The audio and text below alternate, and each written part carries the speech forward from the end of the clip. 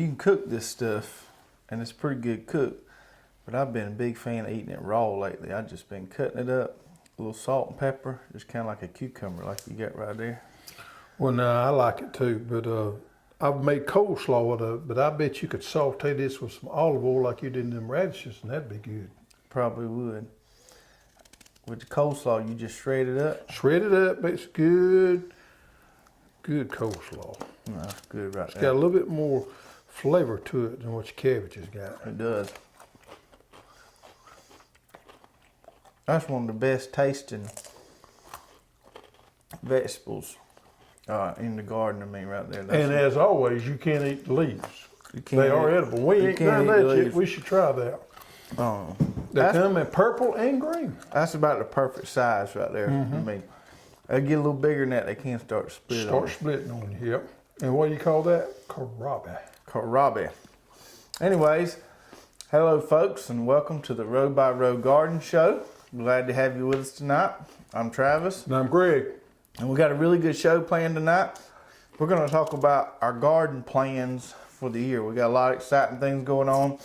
Planning what we're going to plant, where we're going to plant it, how much of it we're going to plant, all that good stuff. So we each brought our own little sketch of our garden, and we're going to go through that and kind of show you what we're planning on planting, at least in the spring. That's good. So on these cold days, when you ain't got nothing to do and it's rainy outside, that's a good time to get you a ruler out and a piece of paper and sketch off and plan ahead what you're going to plant for this year and what you're going to do different. That's right. And we're going to go over that. But before we do, let's get into a little bit what's going on around here. We got our peppers, tomatoes, and our eggplants, all our nightshades. We got those started in the greenhouse. Our tomatoes is coming up good. Peppers is starting to come up. Yep. We got a little bit of a problem in the greenhouse. We got some mices in there, some rats in there. Mices and mices. I didn't realize until a couple days ago I was starting some stuff up there and I caught something out of the corner of my eye. And I looked down there on the ground and there was two mices looking at me. But I got something for them this afternoon. I'm gonna doctor them up a little later on today and take care of that issue. You can't turn tank loose in there? I don't want to turn tank loose, he'd tear more than mice up. But they've been eating on a pepper seed just a little bit, I understand. Yeah.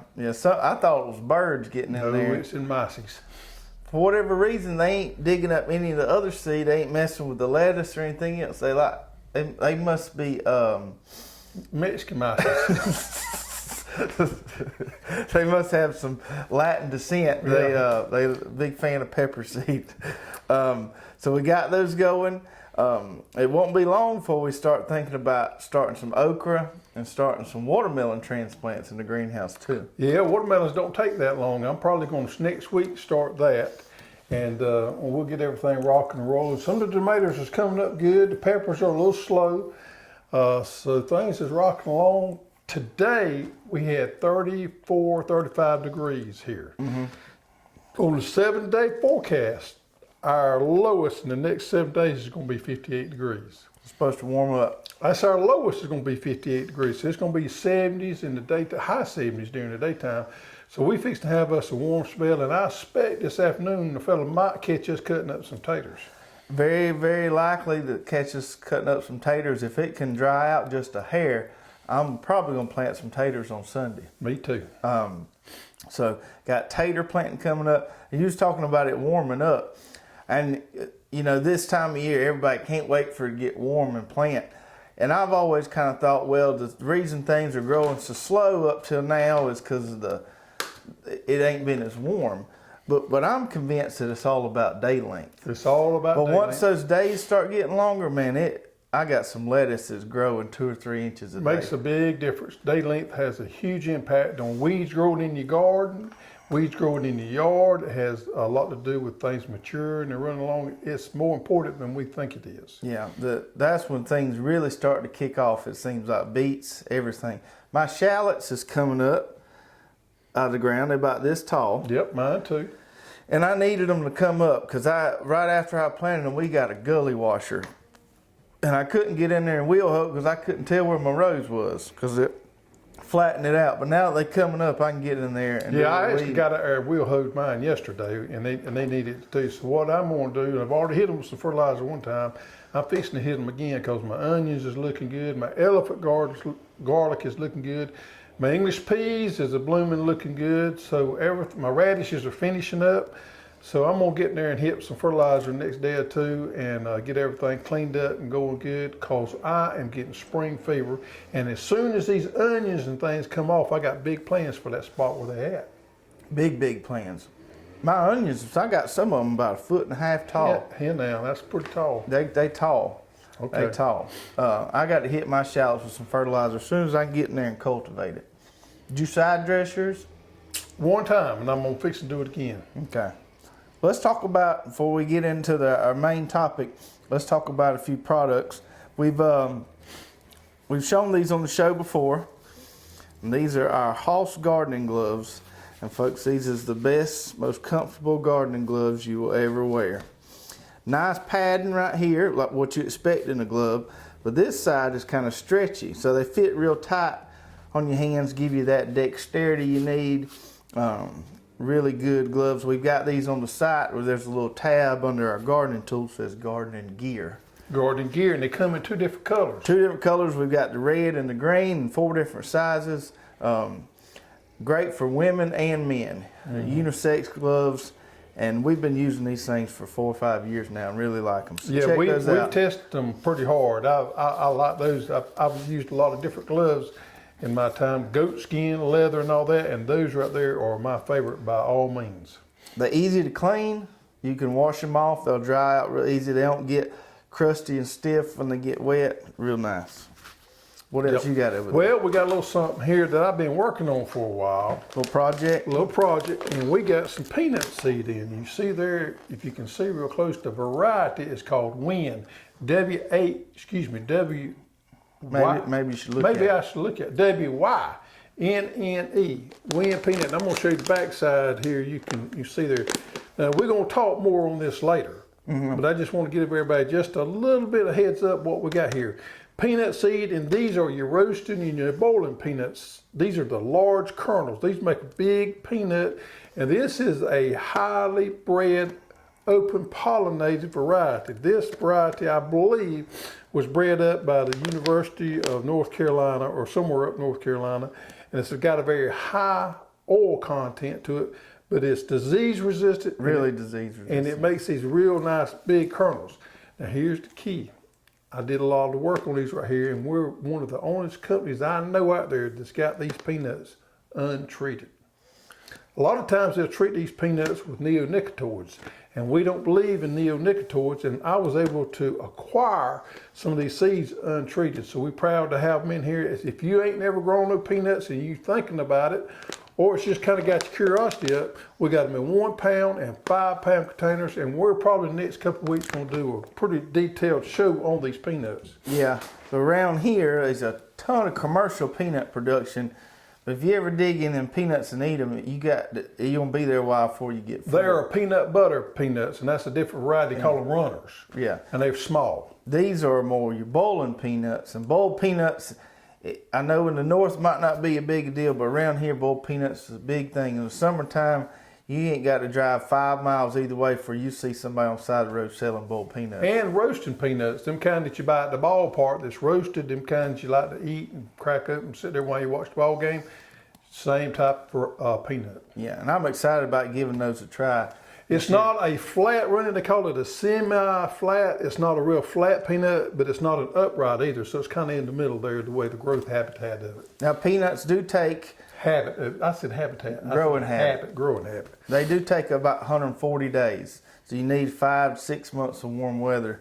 But definitely check those peanuts out. They're on the site with all of our other seeds there under the peanut category. All right, so this week we're talking about garden plan and garden layout. And we've talked about this a little bit on previous show, but now we're about to show kind of some real pen to paper kind of what we got planning. So this past weekend, we've talked about my new spot. We dug up all the pine trees, got them piled up, and we got out there with a harrow and was trying to level that out and cultivate it. And it was a rough go at first. It was bumpy, Wet. wet, and we didn't. You even said when we first started, you said, I don't believe you're going to plant taters out here this No, year. but it cut up a lot better than I anticipated. We got that hair, we got it a little smoothed out, and we got the hair kind of digging down deep and got it going. Then you took that chisel plow, which helped out a lot, and got it ripped up. Yep. And We got it looking good. I feel better about it now. it looks real good. I feel real good about it. And I took the hair disc and straightened them out and got it nice and level. I got it kind of compacted down. One thing I've noticed, especially with all this wet weather this winter, if I till my soil and then we get a hard rain, it takes forever for it to dry out. The soil is saturated more than it's been in many moons. And my soil ain't quite as sandy as yours. It's a little darker dirt. And it holds that moisture better. It'll hold water a little more. So we got that area cultivated. Then we had to layer off. I'll show you a picture of what it looks like here. So it's a rectangular area where the actual gardening space is going to be is about 125 by 80. And we've talked about this before. If you got a garden space, regardless how big it is, don't try to farm it the whole thing this way or this way, because it's going to make your crop rotation almost impossible. So what you want to do is you want to split this thing up. Bust it up in different sections is Yeah. what we do. Now I had a little time starting out trying to square this plot off a little bit. I was trying to eyeball it, and I caught some sense into me and run me a string, calculated that there hypotenuse. Hypotenuse, is that cosine? No, that's just the hypotenuse for a right triangle. Okay, what's cosine? The cosine has to do with these other Oh, sides. we'll leave that alone. Yeah, well, anyway, so if you're squaring something off, calculate that hypotenuse and run your string right there, a string there, and there, and it'll all square up just right nice for you. So we did that, and then we split her up. So You got 6 plots that are equal. Yes. So each of these squares, or they're almost squares, they're 30 by 35. And I like around the 40-foot size plot there. I like squares because corn pollination does good there.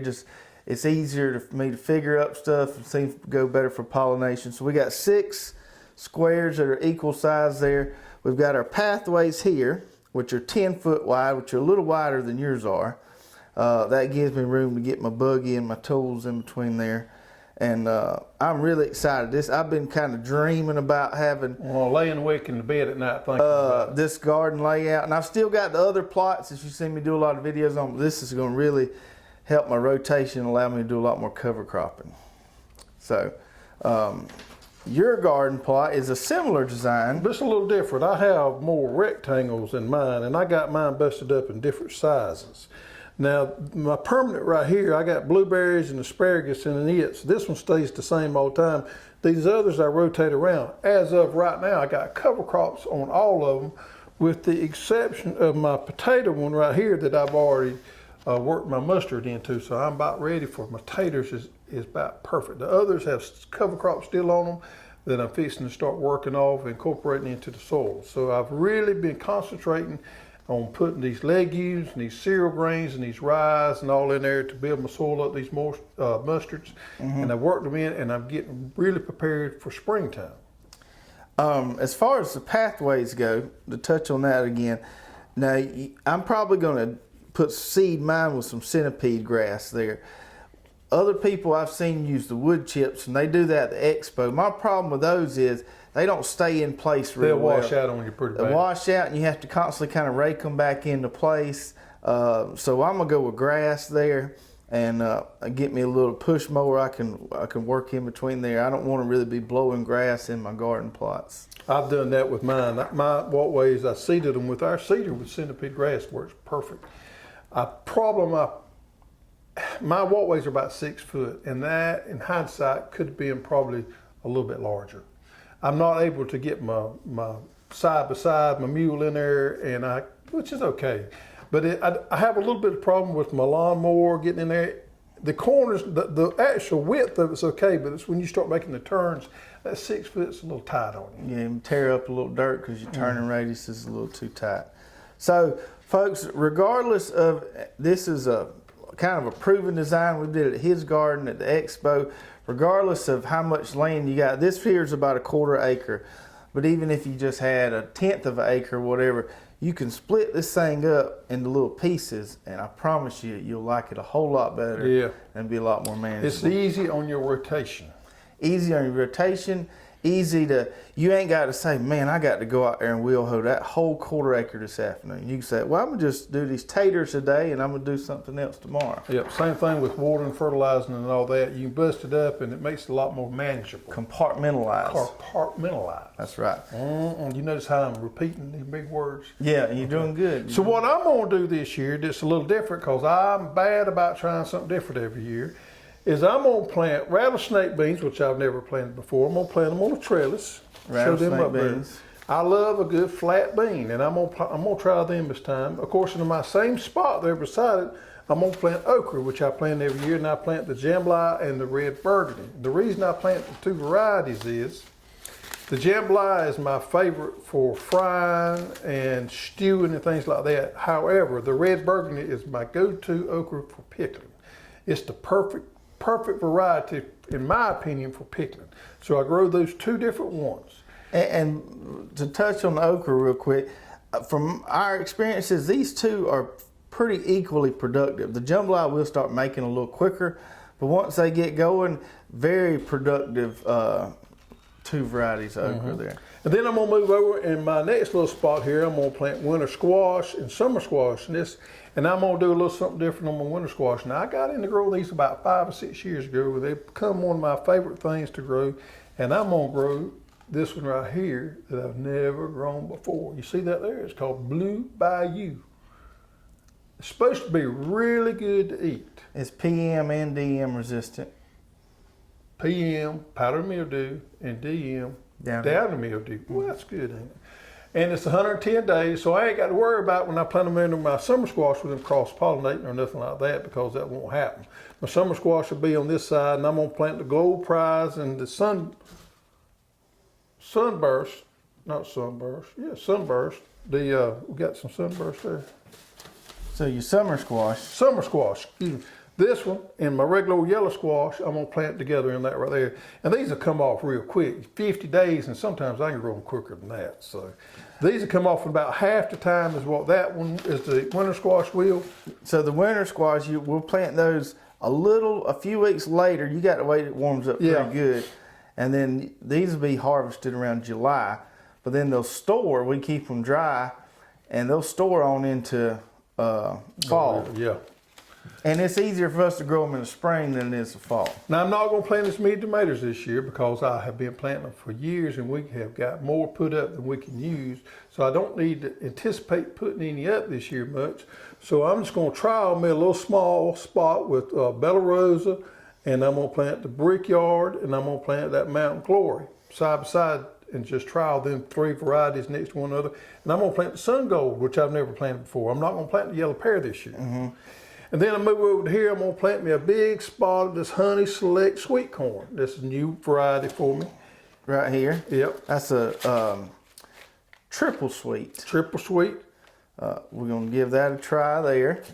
And then move over here, and I love to grow watermelons. I do it every year, but I've never grown the Moon and Stars. I have grown the Crimson Sweet for years. But my granddaddy grew these Moon and Stars, and I'm familiar with them, so I'm going to switch up this year, and I'm going to grow the red. We got them in yellow and red. I'm going to grow the red variety of Moon and Stars there. Then I'm going to move down here, and I have my potatoes here, and I have my cucumbers, which is my Calypso, and my which is a pickle variety. Right, so these are our Gynoecious cucumbers. Gynoecious.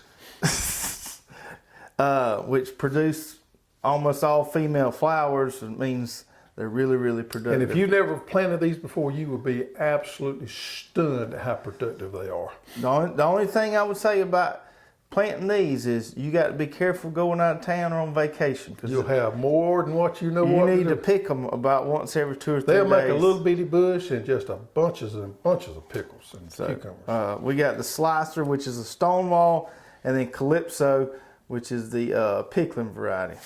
Of course, I plant me some peppers. I like to grow me a few poblanos and sweet peppers and things like that. And you always got to have a habanero or two. And down here, I grew my potatoes, and there's my cucumbers there. So that pretty much winds me up of where I'm going to be on my spring planting. Now, keep in mind, a lot of this is going to come off pretty quick. And what I'll do there is go right behind it with me some zinnias and sunflowers. Mm-hmm. So as soon as my potatoes Or come sweet off, taters. and my sweet potatoes will be in June, July. Yeah, they'll come July. And I normally plant them first July. So my corn, more likely to be done by then. I may go back behind my corn with my sweet potatoes. But I like to plant my zinnias and my sunflowers behind some of these early crops. All right. Let's take a look at what we got slated. And I didn't include my 4 other plots because in those, I got onions, I got some collards, I got a lot of lettuces growing, and I'll probably let them areas rest once those things come off. So we're just going to talk about this new area right here. So we got our sweet corn up here in this top left corner, and I'm going to grow this incredible variety. And I think this year I'm going to squeeze in, I've been doing just 2 sweet corn plantings, one in spring and one in fall. I think I'm going to try to boom, boom, boom and get 3 or 4 in. You'll be pushing it. You get a lot of insect worm pressure on those later crops. I say you can get 2 in pretty easy. You're gonna be stretching on 3 and 4. But we're going to try it. Up here, I got my peppers and my eggplant. I like to plant my kind of trellis stuff together. It makes it a little easier. And then I'm going to do me some more of those rattlesnake pole beans. Those did really good for me last fall. Over here, I've got my summer squash and my cucumbers. And we're going to do the spineless beauty, which is a zucchini. Where'd it go? Right here. And then the gold prize, which is a straight neck, and then the sunburst, which is really productive. We like that patty pan there. And then the cucumbers, like we mentioned, like he's doing the Stonewall and the Calypso. I like to have a slicer, and I like to have a pickling variety. Here we're going to plant this whole plot here in taters. So we're going to do several rows each variety, the Adirondack Blue, the Yukon Gold, the German Butterball, and the Red Norland. I'm doing the same thing. Down here, we're going to put our tomatoes, and I'm going to grow. I didn't grow as many tomatoes as I liked last year, and so I'm thinking about doing a row of each of Brickyard, Mountain Glory, and the Bella Rosa, and I usually do a row of cages with indeterminate tomatoes. So I might try that Jubilee, that yellow, bigger one we got, and some Sun Gold. And then I got my okra right there. And then on over here, on the other side, I got my winter squash, and the ones I'm growing there. Yes. I've got the Small Wonder spaghetti squash. Talk about that one just a minute. So we've got a video on that one out there. If you go back sometime last year, I talked about those. I've been growing those for a couple years now, and they make a personal size spaghetti squash. They're about this big, good enough for 2 folks. And you want to talk about productive. I grew one 60-foot row last year and harvested over 200 fruits off of it. And they store real well. We put them on the rack just like we do our onions. And we got an exclusive on those right there. Yes. So you won't really find those hardly anywhere else. But talk about productive. Once they get going, there's not a lot of maintenance because the vines are spread out, kind of control your weeds for you. And then come June, July, when the plants start dying back, you just harvest them all at one time, put them underneath the barn. 90 days on days to maturity. So that's an awesome, awesome spaghetti squash.